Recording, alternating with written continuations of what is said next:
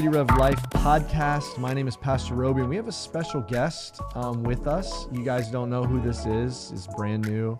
His name is Pastor Justin Chavez. Yes. And welcome, Pastor Justin. Yeah. What is it you guys do here? This with is the City Rev thing? Life podcast. Oh, wow. We're a church called City Rev, and we have what a people great on. name. It's a great name. I like that name. Yes. Yeah.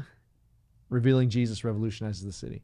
And so we have guests on from time to time, which is why you're here. Yes. I think it's my first time as a guest. It is your first time as a guest. I know. And this is for hot takes. So what hot takes is we don't know what's in this envelope right here is a question that we have to answer. But before, just give us a little update. How are the Chades family? Can we just get a quick...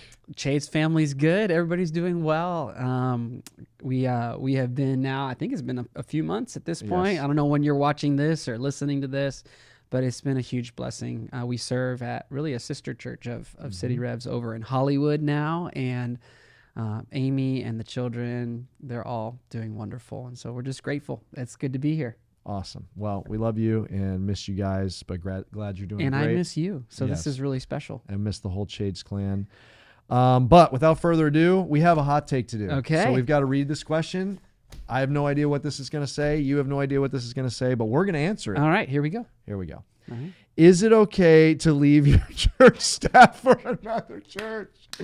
Yes, I would like to know that. Is it okay to leave your church staff? Is this really the question, people? Is that actually the question? We're being pranked. Oh my word. They're pranking us with this. I want it before we go on. Are we getting another question? Before we go on, I'd like an answer to this. Okay. The answer is it is wrong and ungodly to ever do such a thing. And any person who does that is just... I did not have anything to do with that. No, hey, you know what? Each person... No, I didn't. Each person is called to follow God, and you do not belong to City Rev. You belong to Jesus, and Amen. I affirm Jesus called you on the HCC. I don't have to like it, but I affirm that he did. And look, we're still partners in the ministry doing a hot take, but we reserve the right to roast you for that. Okay, that's fair. That's fair. All right. The real question, why Christianity over any other religion? How is it more logical? Oh, logical. Yeah. Why Christianity? Aren't you doing something like faith and logic right now? We are doing faith and logic right now. Why Christianity over any other religion? How is it more logical? Oh, that's a great question. So is my job to answer the question as best I can? We can both answer it, Okay. but I like to, as the host, give you space to answer it first, which then gives me time to think. Okay, perfect. So the way that I would start by answering it is start with the unique claim that Christians have that's very different from any other religion. So any other religion, the founder of the religion is some figure, somebody who receives some revelation. They are selling a particular path to life, a particular way of living that leads to nirvana, their version of heaven, or what's ultimately good and wonderful. And Christianity has a unique claim in that what we believe as followers of Jesus is that God himself came in the flesh to humanity.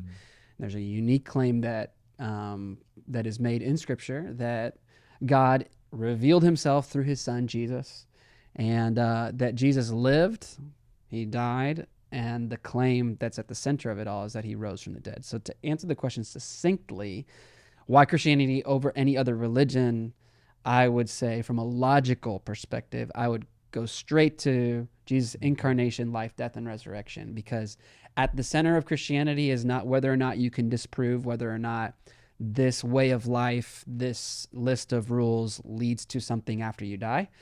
The Christian gospel, the Christian message can be evaluated, rise and fall on the veracity of what Jesus did. Did he rise from the dead? Did he not? And so maybe you can pick it up from there and just talk through. I like where you're going with that, and I would agree. I think one of the ways we sometimes think about it is all religions are the same in that they're all providing a way to try and get to heaven or to get saved or to be achieve enlightenment, whatever the word is. They're all different paths up the mountain. but Christianity is set apart from that in that it says you cannot be good enough to get to heaven. And it requires God to come down to us. Right. So it's unique in that it is God coming down to humanity. Yeah. Imagine a God humbling himself for us and sacrificing himself. That is just utterly unique about Christianity. Yeah. And so part of the logic, I think, is twofold. One is, in any other religion, then you never know for sure. Yeah, you can't have assurance. You can't have assurance because have I done enough good? If from a Buddhist, certain strands of Buddhism, did I kind of pull away from the world and pull away from pleasure enough? Did I follow the 10 Commandments good enough? Did I follow the 5 pillars of the faith, or whatever, from different religions, whatever it may be? Did I do enough to get saved? Well, Christianity is the only one that can provide logically a definitive answer and not leave me kind of in moral suspense. Yeah. Because it's not up to how good I am, how religious I am, if I'm affiliated correctly. It's up to the work that Jesus did, and I just have to have faith in that. Yeah.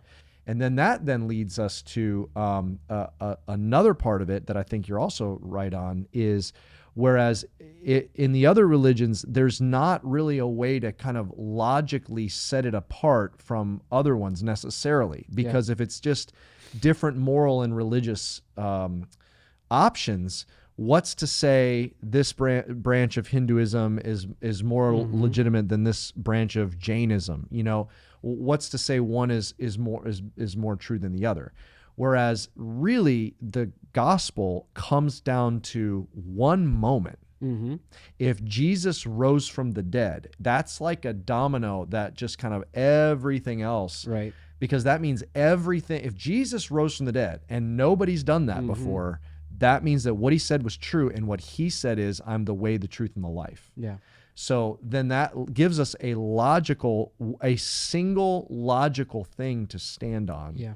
Is for the veracity of the Christian faith. Yeah. Yeah. I think to pick it up on that logical side, you'll be hard pressed to find anybody who doesn't believe that Jesus Christ of Nazareth was a real person. Right. He was a historical figure. There's way too much evidence. It's really hard to find anyone who doesn't think he was real. The question is... ancient historians from that era talk about Jesus. Right. So the question is, are Jesus's claims about himself, did his resurrection happen? And I think if you look at the history leading up to that time, 0 to 33 AD or so, if you look at the history leading up to that time, the Romans who were in power, and what took place leading up to the events of Jesus' death, which there's a lot of historians believe Jesus died. Many believe he died by crucifixion.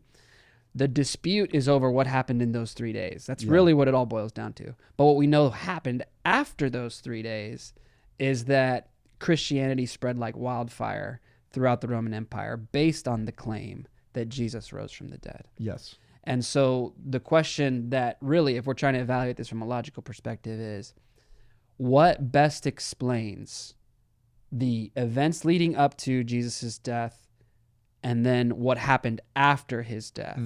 What do you fill in the gap within those 3 days to explain a group of a few people on the margins who were poor, who did not have any political power, taking the message of Jesus all throughout the Roman Empire to major cities, proclaiming the message that God has come in the flesh. Yes. And that he was crucified, he rose from the dead, and we saw him. Yes.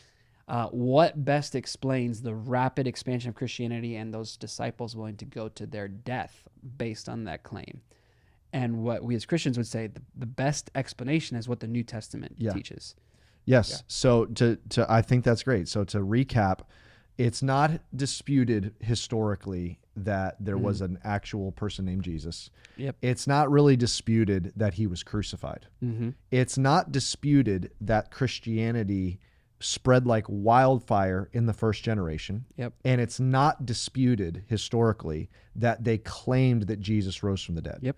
And resurrection from the dead was as absurd then as it is now. So it's Yep. not just like, They were not looking for that. They were not looking for that, and even in the book of Acts, when they heard the resurrection, they thought that was insane.